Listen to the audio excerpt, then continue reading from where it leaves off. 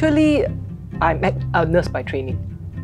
So I never ever thought I was going to be called the pastoral ministry. 7.5, yes. Including the student nursing years. During my stint at A&E, I went away to study nursing, to get my degree in nursing in Australia. But as it turns out, I went to Australia and I got more than my degree. I got a call. Now at that time, I was worshipping at International Baptist Church. Right, so for me, it was, okay, let me just go now and do mission work. But as I prayed about it, again, I felt impressed upon my spirit, my inner spirit, that I needed to go to seminary, go to do some theological studies. That was really the sense impressed upon me. So I said, what? You want me to go now and do theological studies? I thought I can just do mission work. I really don't think we need any theological studies to be a missionary. But as I prayed about it, here was what was impressed upon my heart. And it was this: the first call upon a person's life is the call to be a child of God. Okay? And then the second call to that person's life after we become a child of God is to go wherever the Lord appoints. And an opportunity opened up for me to serve in International Baptist Church full-time as the cell group minister, the minister of cell groups, which is actually the cell group pastor. And so I went on to that.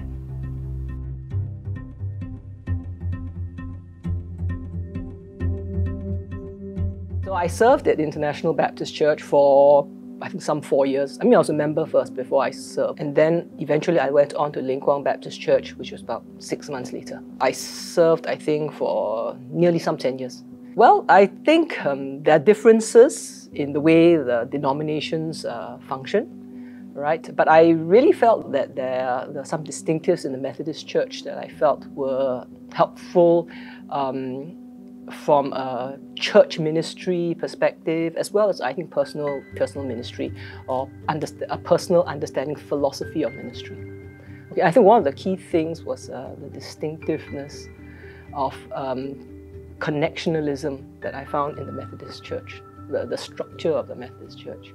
And the connectionalism, by that I mean that, okay, you have a larger structure that you have a bishop, okay, but under the bishop you have 3 annual conferences. Methodist Church has 3 annual conferences, different churches attached to each conference, right? And so the connectionalism part is we're all connected. We're all connected. And eventually along the way, I was serving at Ang Mo Kio Methodist Church as a PTM.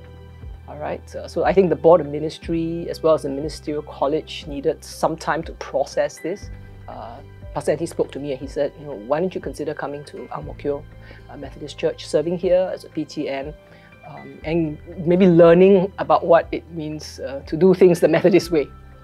All right, so I suppose just in case I found I didn't fit or something, I served there, I think, as a PTM for 21 months, all right, and then the credentials were accepted by the Methodist Church, and yeah, so for the last 5 months that I stayed on at Ang Mo Kio Methodist Church, I was serving there as a deacon, ordained deacon, and before I came over to Faith.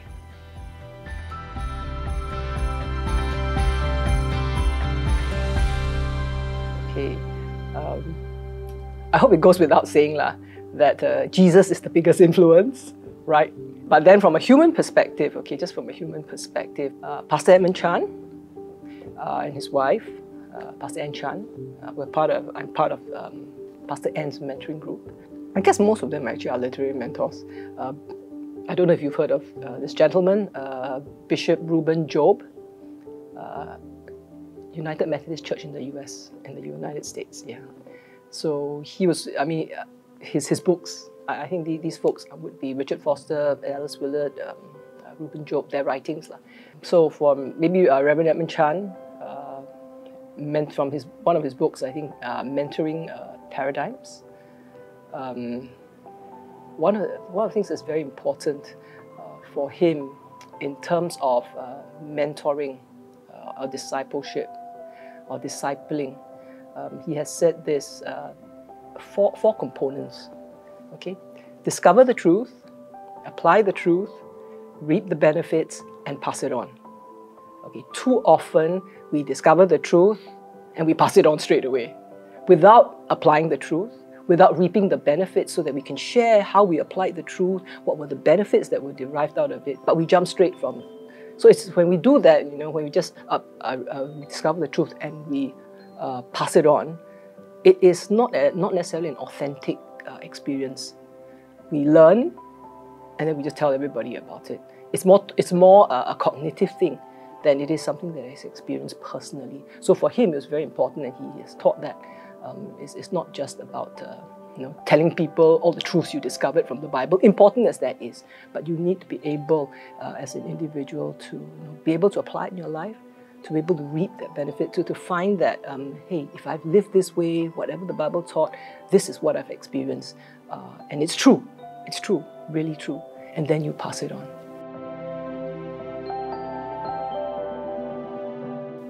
I think two aspects. Okay, the first is that people come to love God who loves them, who first actually loved them. That people come to love God, and I do mean the one triune God, because it was God who first loved us. That's the first thing. Okay, and the second thing is that out of that sense of belovedness, that different ones are serving out of this, the overflow of the sense of knowing that they are loved. And so, when I hear that people are doing that, they have discovered that they know God loves them, they love the Lord, they love God, and then they are serving out of that sense of belovedness. That's important to me. What drives me? Okay, I hope it's not because I have something to prove, but I think I was an eldest child. An eldest child. It could be an eldest child syndrome that always, my parents would say to me, okay, you are the eldest. Please set a good example for everyone else, all the other children. Okay, and that wasn't a bad thing. I think they definitely meant well. They wanted me to set a good example. But for me, I think maybe I misunderstood it or misinterpreted it as saying I always needed to prove myself.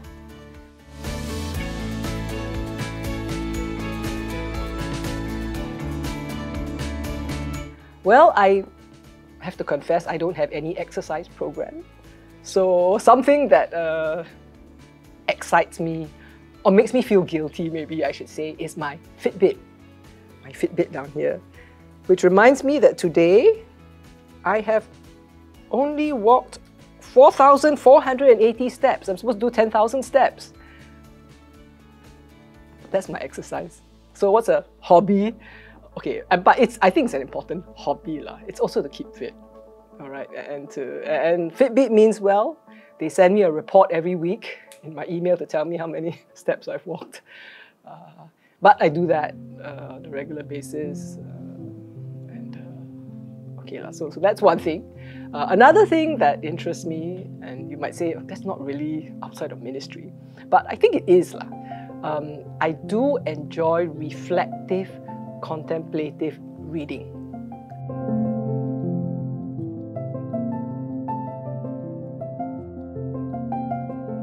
Okay, family. Well, my dad passed away when I was 18 years old, so that was many, many years ago. So I have my mom, she's like 84 years old this year. I have a sister, I have two brothers. I'm the eldest. My sister and myself, we stay with our mom because we are both single. At the same time, I have two brothers, both are married. One of my brothers is here in Singapore. He has two children, one son, one daughter. So he and spouse, the wife are living in Singapore. I have another brother who's also married. He has one daughter. They're living in the United States.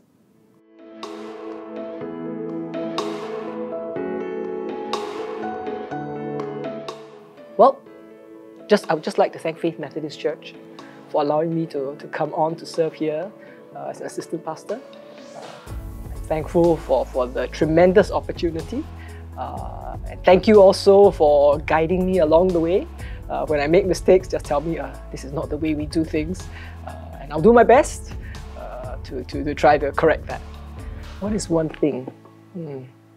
I trust and I hope that they will love the Lord, their God, our God, with all their heart, their mind, their soul, and their strength.